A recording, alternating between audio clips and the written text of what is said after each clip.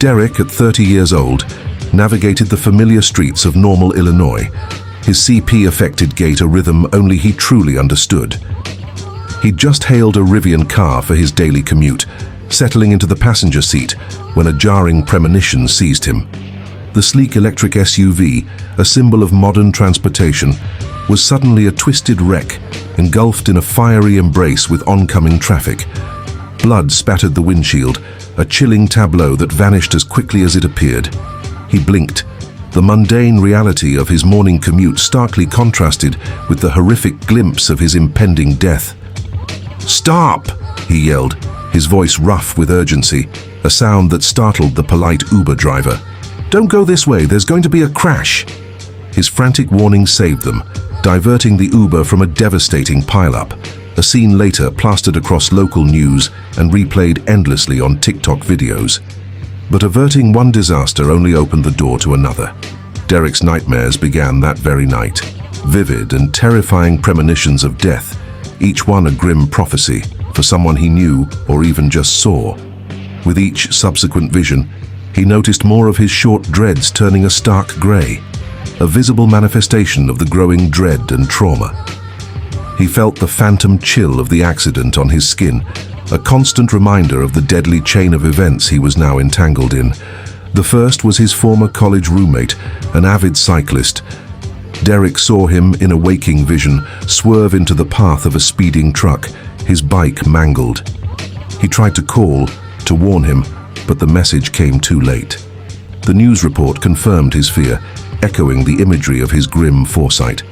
The cost of living in Illinois suddenly seemed negligible compared to the escalating price of knowing when death would strike next. Derek became a reluctant oracle, haunted by the specter of what was to come, frantically trying to prevent each unavoidable demise. He saw a barista at his favorite coffee shop in a horrifying flash, scalded beyond recognition by a malfunctioning espresso machine. He saw an old high school teacher, in another chilling glimpse, fall down a flight of stairs. Each vision was a desperate race against time, a futile struggle against a predetermined fate. His attempts to intervene, often met with skepticism or outright dismissal, only amplified his isolation. The burden of knowledge was immense, a heavy cloak of fear and helplessness. He'd find himself scrolling through YouTube videos, seeking solace or distraction, only to stumble upon news reports confirming the very deaths he'd witnessed in his mind's eye. The more he tried to save people, the more erratic the deaths became, almost as if an unseen force was correcting the deviations from its original plan. A freak lightning strike, an improbable allergic reaction, a sudden fatal aneurysm. Death found increasingly bizarre and inescapable ways to claim its due.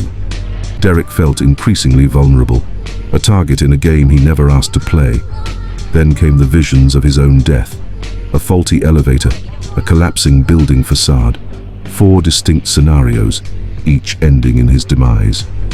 Derek dodged the plummeting elevator not through a simple leap, but through a calculated maneuver born from the disjointed frames of his premonition.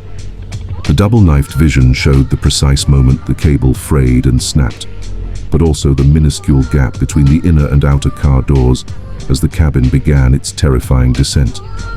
Utilizing the spatial awareness honed by a lifetime of navigating the world with his CP, he jammed his foldable cane into that narrow crevice an instant before the catastrophic failure.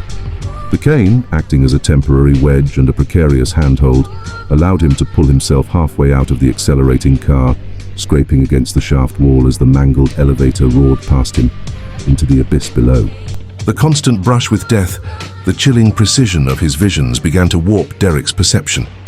The relentless ticking of fate's clock, which he'd briefly stalled for himself and others, now echoed in his waking hours. He saw the world as a fragile network of interconnected threads, each destined to snap at a specific point. A disturbing thought began to take root. If he could foresee death, could he also redirect it? He wrestled with the moral implications, the terrifying potential of his unwanted gift. This line of thinking, coupled with a desperate desire to exert some form of control over the chaos, led him to an unexpected decision. He enlisted in the army. His logic, twisted yet compelling in his own mind, was that in the controlled environment of military service, where taking a life was sanctioned and structured, perhaps he could somehow manage the relentless death he foresaw. He reasoned that if he were to eliminate a threat in combat, wouldn't he simply be taking a life that was, in some twisted way, already on death's ledger?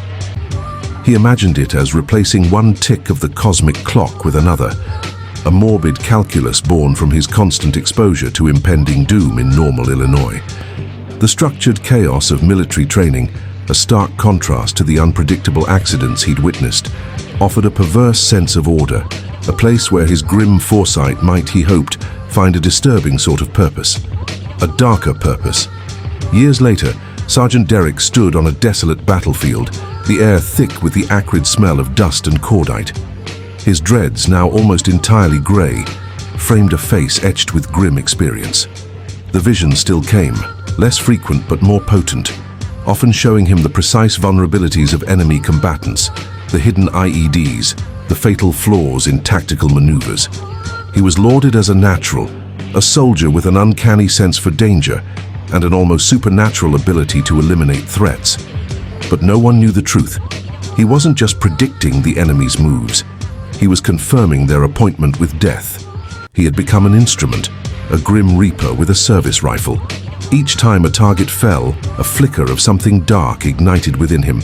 The initial horror had long since faded, replaced by a cold, calculating satisfaction. He wasn't saving lives in the conventional sense. He was simply balancing the books. The lives he took were those he'd foreseen ending anyway, their deaths just redirected by his hand. He was no longer battling fate, but actively participating in it, a conductor in death's macabre orchestra. The chilling irony wasn't lost on him. His attempts to escape death had led him directly into its embrace, not as a victim, but as a willing participant. The Uber crash that started it all, the numerous escapes from his own demise, had merely been his initiation. The world, he now knew, was a brutal, unforgiving mechanism, and he, Derrick, with his cursed sight, was finally truly in sync with its darkest rhythm. He was no longer afraid of dying. He was simply waiting for the inevitable moment when the cosmic ledger, finally balanced, would mark his own final permanent entry.